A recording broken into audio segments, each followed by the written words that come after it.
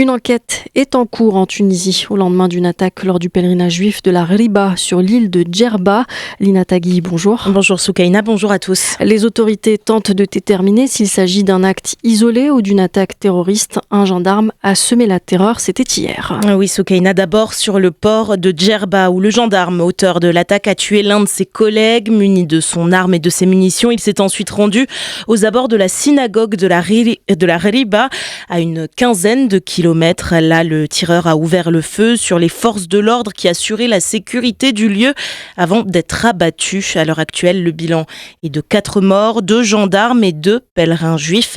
Cette attaque réveille le souvenir douloureux de l'année 2002. La synagogue de la Riba, qui est la plus ancienne d'Afrique, avait été visée par un attentat suicide au camion piégé qui avait fait 21 morts. Attentat après lequel le nombre de pèlerins venus de pays européens notamment avait considérablement diminué. Organisé au 33e jour de la Pâque juive, le pèlerinage de la Riba est au cœur des traditions pour les juifs tunisiens. Des fidèles qui ne sont plus que 1500 dans le pays, installés à Djerba pour la grande majorité. Un chiffre qui ne cesse de baisser. Soukaina, ils étaient encore 100 000 il y a une soixantaine d'années.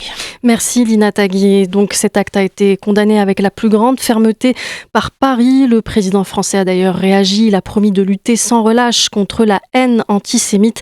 Un acte condamné aussi par Washington et l'ambassade du Canada à Tunis.